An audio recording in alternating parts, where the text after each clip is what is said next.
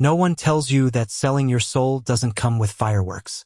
It comes with paperwork, a stiff suit, and a wedding ring that feels like a shackle. And in my case, it also came with him, the man I was supposed to hate, but couldn't stop looking at.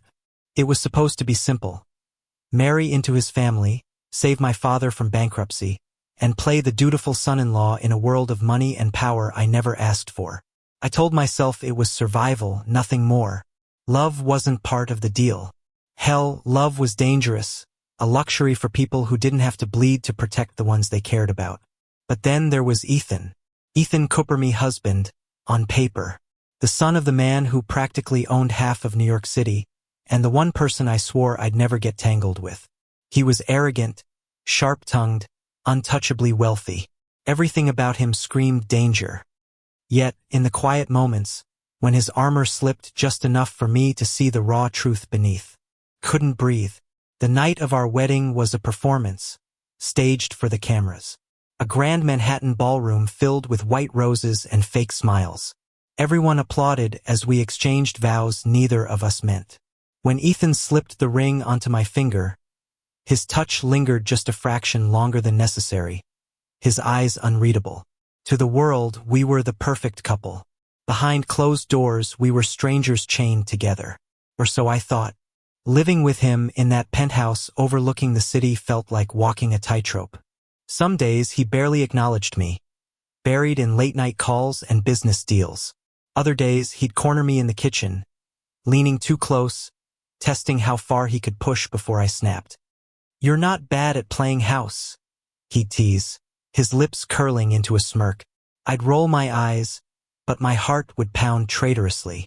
I kept telling myself this wasn't real. I wasn't allowed to want him. Yet every time his hand brushed mine when we reached for the same coffee mug, every time his laughter broke through the icy mask he wore for the world, I felt my defenses crack. And then one night, everything shifted. It was late, rain pounding against the windows. I'd just come back from visiting my father in the hospital. His heart condition had worsened, and I was carrying the weight of it like an anchor around my chest. I walked into the penthouse and found Ethan waiting in the dimly lit living room, a glass of whiskey in his hand. His usual smirk was gone. He just looked at me, really looked, as if he could see the storm inside me. "You're breaking," he said softly, not as a taunt, not as an accusation. Just the truth. I laughed bitterly. "What do you care?" He didn't answer. He just set down his glass and crossed the room, stopping right in front of me. For a moment, neither of us moved. The only sound was the rain, relentless against the glass. Then his hand reached up, hesitated, and finally rested against my cheek. Warm, steady, grounding. I should have pulled away. I didn't. "Because whether you like it or not," he whispered, "you're mine now." The words should have terrified me. Instead, they unraveled something deep inside, something I'd buried under layers of fear and duty. And for the first time since this twisted marriage began, I let myself lean into him. That night, I realized the most dangerous part of this arrangement wasn't the deal I'd made with his father. It wasn't the lies we told the world. It was the way Ethan's touch made me feel alive in a way I hadn't thought possible. And I hated myself for wanting more, because love, in our world, wasn't just risky, it was lethal. The breaking point came faster than I expected. Secrets have a way of rotting in silence, and ours was no exception. The whispers about our perfect marriage were already crumbling in the media, reporters poking holes in the facade. Worse, Ethan's father discovered that I hadn't married out of love but out of desperation. He called me a fraud, a parasite, and threatened to tear my father's company apart if I didn't disappear. I was ready to walk away, to give it all up, to sacrifice my own heart for the man who had somehow become my entire world. But Ethan's stubborn, infuriating, breathtaking Ethan didn't let me. "You think you get to make that choice alone?" He spat the night I tried to pack my bags. His voice cracked like thunder in the penthouse, his eyes ablaze. "You think you get to decide you're not worth it? That you can just walk out of my life like none of this mattered?" Tears burned my throat, but I forced the words out. "If I stay, your father will destroy everything." He'll come after me, after my family. He'll come after you. Then let him. Ethan's voice broke, raw and desperate. I don't care what it costs me. I don't care what it costs him. Care about you. Don't you get it? I'm in love with you, damn it. The world seemed to stop. Rain hammered against the glass walls. The city lights blurred into a sea of gold and red. And there he was, Ethan Cooper, untouchable billionaire. The man I swore I'd never fall for, finally laying himself bare. I didn't ask for this, he whispered, softer now, stepping closer.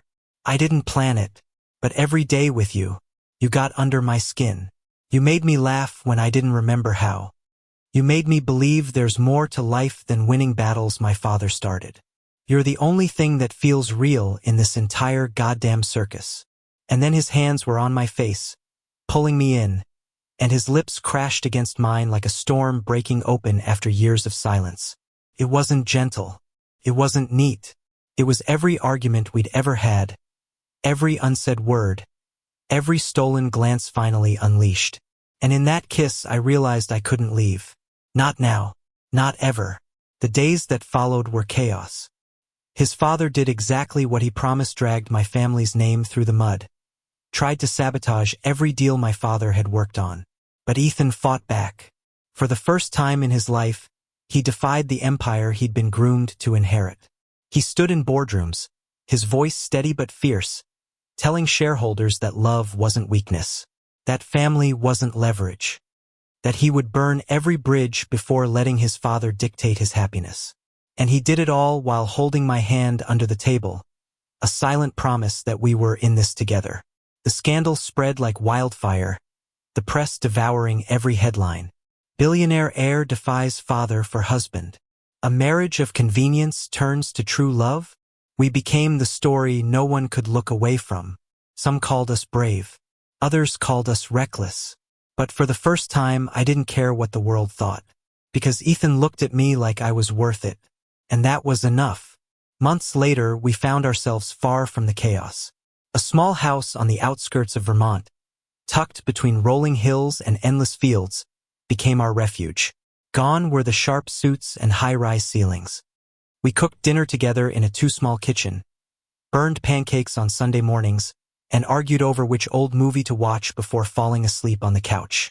Sometimes I'd wake up in the middle of the night, tangled in Ethan's arms, and wonder if it was all just a dream. If the man who once smirked at me like I was a nuisance could really be the same man who now kissed my forehead like I was the most precious thing in the world. But then he'd stir, mumble my name half asleep, and pull me closer. And I'd know it was real. One evening, as the sun set in a blaze of orange over the hills, Ethan stood on the porch, his arm draped around my shoulders. He was quiet for a long time, just watching the sky, before he finally said, "You know, I used to think love was weakness, that it made people reckless, irrational. And now?" I asked. He smiled, that rare, soft smile he reserved only for me. "Now I think love's the only thing that makes life worth fighting for." I leaned into him, my chest aching in the best way possible. "Guess that makes us both fools, then." "Fools in love," he corrected, pressing a kiss to my temple. And for once, I didn't feel trapped. I didn't feel like I was surviving someone else's war. I felt free. Looking back, it's almost laughable how it all began. Contract, a wedding ring, a deal signed in desperation. I thought I was shackling myself to a life of pretense. Instead, I stumbled into the kind of love people write stories about.